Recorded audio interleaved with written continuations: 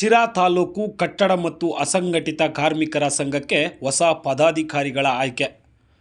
ಕರ್ನಾಟಕ ರಾಜ್ಯ ಕಟ್ಟಡ ನಿರ್ಮಾಣ ಮತ್ತು ಅಸಂಘಟಿತ ಕಾರ್ಮಿಕರ ಒಕ್ಕೂಟದ ರಾಜ್ಯಾಧ್ಯಕ್ಷರಾದ ಬಿ ದೇವರಾಜು ಹಾಗೂ ರಾಜ್ಯ ಕಾರ್ಯಾಧ್ಯಕ್ಷರಾದ ಆರ್ ಶ್ರೀನಿವಾಸ್ ಮತ್ತು ಜಿಲ್ಲಾಧ್ಯಕ್ಷರಾದ ಖಲೀಲ್ ಸಾಬ್ರವರ ಮಾರ್ಗದರ್ಶನದಲ್ಲಿ ಶಿರಾ ತಾಲೂಕು ಅಸಂಘಟಿತ ಮತ್ತು ಕಟ್ಟಡ ಕಾರ್ಮಿಕರ ಸಂಘದ ತಾಲೂಕು ಪದಾಧಿಕಾರಿಗಳನ್ನು ಆಯ್ಕೆ ಮಾಡಲಾಯಿತು.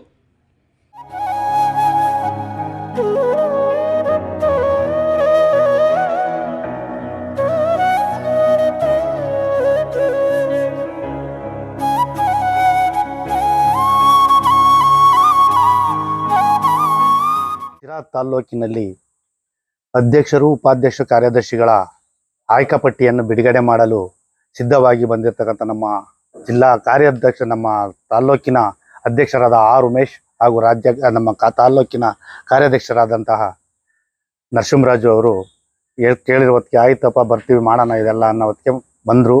ಎಲ್ಲರೂ ಕೂಡ್ಕೊಂಡು ಎಲ್ಲ ಅಪೇಕ್ಷೆಯಿಂದ ಮಾಡ್ತಾ ಇದ್ದಾರೆ. ಇದೇ ಕಾರ್ಯಕರ್ತರು ಯಾವ ಥರ ನಾವು ಮುಂದೆ ಚೆನ್ನಾಗಿ ಚುನಾಯಿಸಬೇಕು ಅನ್ನೋದಕ್ಕೆ ಒಂದೆರಡು ಮಾತನ್ನಾಡೋಕ್ಕೆ ನಾನು ಇಷ್ಟಪಡ್ತೀನಿ. ಏನು ಅಂದರೆ, ಅಧಿಕಾರ ಸಿಕ್ಕಿದೆ ದುರುಪಯೋಗ ಮಾಡಿಸ್ಕೋಬಾರ್ದು. ಏನು ಕಾರ್ಮಿಕರು ಎದ್ದೇಳು ಕಾರ್ಮಿಕರು ತೊಟ್ಟೆಬ್ಬರಿಸ್ಬೇಕು. ತಾವುಗಳು ಯಾರ್ದು ಕಾರ್ಡ್ ಇರಲ್ವೋ, ಏನು ಸವಲತ್ತು ಬಂದಿರೋದಿಲ್ವೋ ಆ ಸವಲತ್ತನ್ನು ನೀವು ಬೆನ್ನೆಲುಬಾಗಿ ಕೊಡಿಸ್ಬೇಕು. ಒಂದು ಅದಲ್ದಲೆ ನಾವು ಅಧ್ಯಕ್ಷ ಆಗಿದ್ದೀವಿ, ಉಪಾಧ್ಯಕ್ಷ ಆಗಿದ್ದೀವಿ, ಕಾರ್ಯದರ್ಶಿ ಆಗಿದ್ದೀವಿ ಅಂತೇಳಿ ನೀವು ಮನೆಗೆ ಕೂತ್ಕೋಬಾರ್ದು. ಒಂದು ತಾಲ್ಲೂಕಿನಲ್ಲಿ ಅಸಂಘಟಿತ ಕಾರ್ಮಿಕರು ಅಂದರೆ ಚಿಂದಿಯಾಯರು, ಬೀದಿ ಬದಿ ವ್ಯಾಪಾರಿಗಳು, ಟೈಲರಿಂಗ್ ಕೆಲಸ ಮಾಡೋರು, ಬೀಡಿ ಕೆಲಸ ಮಾಡೋರು, ಮತ್ತು ಫೋಟೋಗ್ರಾಫರ್ಸ್ಗಳು, ಮಾಧ್ಯಮದವರು, ಇವರಿಗೆಲ್ಲ ಕಾರ್ಡ್ಗಳನ್ನು ನೀವು ಒಂದು ತಾಲ್ಲೂಕಿನಲ್ಲಿ 5,000 ಕಾರ್ಡನ್ನು ಇನ್ನು 3 ತಿಂಗಳವರೆಗೂ ನೀವು ಮಾಡಬೇಕು. ನೀವು ಅಷ್ಟು ದರ್ದಿಕ್ಕೇನು ಮಾಡಬೇಕು. ಎಲ್ಲ ಕಾರ್ಯಕರ್ತರು ಕೈ ಜೋಡಿಸಿ ನೀವು ಮುಂದೆ ಈ ಕೆಲಸ ಮಾಡ್ಕೊಂಬಂದ್ರೆ ನೀವು ಜಾಗಕ್ಕೆ ನೀವು ಬರ್ತೀರಾ. 3 ತಿಂಗಳು ತನಕ ಟೈಮ್ ಕೊಟ್ಟಿದ್ದಾರೆ ನಮ್ಮ ಅಸಂಘಟಿತ ಕಾರ್ಮಿಕರ ಕಾರ್ಡ್ ಮಾಡಬೇಕು ಅಂತೇಳಿ. ಪದಾಧಿಕಾರಿಗಳು ಆಯ್ಕೆ ಮಾಡಿದ್ದಾರೆ ನಮ್ಮ ಉಮೇಶ್ ಅವರು. ಅವರಿಗೆ ಅದು ಏನು ನೀವು ರೂಲ್ಸ್ ಹೇಳಬೇಕು ಅದನ್ನು ನೀವು ರೂಲ್ಸ್ ಹೇಳಬೇಕು ಅವರಿಗೆ. ನೋಡಿ, ಈಗ ತಾಲ್ಲೂಕು ಮಟ್ಟಕ್ಕೆ ಪದಾಧಿಕಾರಿಗಳು ಮಾಡಿದ್ದೀರಾ, ಹೋಬಳಿ ಮಟ್ಟಕ್ಕೆ ಮಾಡಬೇಕು. ಹೋಬಳಿ ಮಟ್ಟಕ್ಕೆ 9 ಜನ, ಒಂದೊಂದು ಹೋಬಳಿಗೆ 9 ಜನ ತಗೋಬೇಕು. ಪಂಚಾಯತಿಗಳು ಎಷ್ಟಿದೆ ನೋಡಿ, ಪಂಚಾಯತಿಗಳು 5 ಜನ ತಗೋಬೇಕು. ಪಂಚಾಯತ್ಗೆ ಅಧ್ಯಕ್ಷರು ಮಾಡಬೇಕು, ಉಪಾಧ್ಯಕ್ಷರು ಮಾಡಬೇಕು, ಕಾರ್ಯದರ್ಶಿ ಮಾಡಬೇಕು, ಪ್ರಧಾನ ಕಾರ್ಯದರ್ಶಿ ಮಾಡಬೇಕು.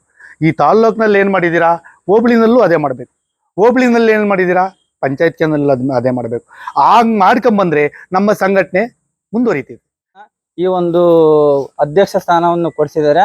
ಈ ಅಧ್ಯಕ್ಷ ಸ್ಥಾನ ನನಗೆ ಎಷ್ಟು ಇಂಪಾರ್ಟೆಂಟ್, ನನಗೆ ಈ ಅಧ್ಯಕ್ಷ ಸ್ಥಾನಕ್ಕಿಂತನ ಮೇನು ನಮ್ಮ ಕೆಲಸ ಕಾರ್ಯ ಯಾರು ಮಾಡ್ತಿದಾರೋ, ನಮ್ಮ ಕಾರ್ಮಿಕರು ಯಾರಿದಾರೋ ಅವ್ರಿಗೆ ಒಳ್ಳೆ ಒಂದು ಸೌಲಭ್ಯವನ್ನು ಕೊಡಿಸ್ಬೇಕಂಬುದು ನಮ್ಮ ಒಂದು ಗುರಿಯಾಗಿರುತ್ತೆ.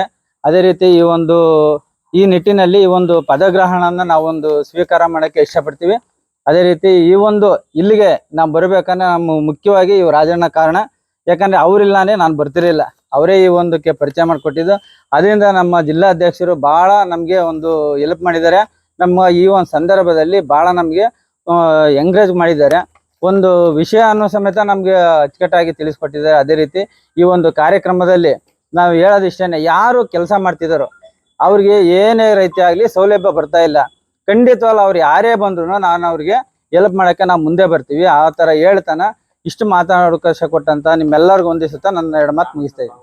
ಕರ್ನಾಟಕ ರಾಜ್ಯ ಅಸಂಘಟಿತ ಕಾರ್ಮಿಕರ ಒಕ್ಕೂಟ, ಈ ಸಂಘದಿಂದ ನಾವು ಖಜಾಂಚಿಯಾಗಿ ನಾವು ಇವಾಗ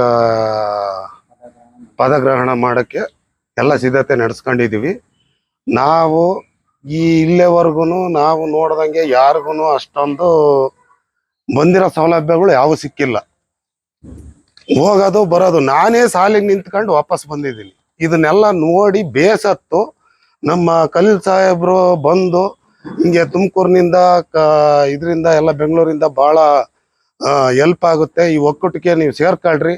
ಇದು ಗಾರೆ ಕೆಲಸದ್ದು ಒಂದೇ ಅಲ್ಲ, ಪ್ರತಿ ಒಂದು ಕೆಲಸಗಾರನು ಇದರಲ್ಲಿ ಸೇರ್ಕೋಬೋದು, ಎಲ್ಲರಿಗೂ ಒಳ್ಳೇದಾಗಬೇಕು ಅಂತ ಹೇಳೋ ಹೊತ್ತಿಗೆ ಎಲ್ಲ ಇವಾಗ ನಾವು ಒಂದು 18ರಿಂದ 20 ಜನ ಈ ಸಂಘಕ್ಕೆ ಸೇರ್ಪಡೆ ಆಗಿ ಇವತ್ತು ಪದಗ್ರಹಣ ಮಾಡೋಕ್ಕೆ ಇಲ್ಲೆಲ್ಲ ಸೇರ್ಕೊಂಡಿದ್ದೀವಿ. ಮುಂದೆ ನಾವು ಗ್ರಾಮೀಣ ಭಾಗ, ಹೋಬಳಿ ಭಾಗ, ಶಿರಾ ತಾಲೂಕು ಮಟ್ಟದಲ್ಲಿ ಎಲ್ಲ ಕಡೆನೂ ನಮ್ಮ ಸದಸ್ಯರನ್ನ ಗುರುತಿಸಿ ಎಲ್ಲರಿಗೂ ಯಾವುದೇ ಸೌಲಭ್ಯಗಳು ಬಂದ್ರೂ ವಿದ್ಯಾರ್ಥಿಗಳಿಂದ ಒಂದು ಅವ್ರಿಗೆ ಏನ್ ಬರುತ್ತೋ ಸ್ಕಾಲರ್ಶಿಪ್ ನಿಂದ ಎಲ್ಲಾರ್ಗು ವ್ಯವಸ್ಥೆ ಮಾಡ್ಬೇಕು ಅಂತಂದು ಎಲ್ಲ ಮಾತಾಡ್ಕೊಂಡು ಇವತ್ತು ಇಲ್ಲಿ ಸೇರಿ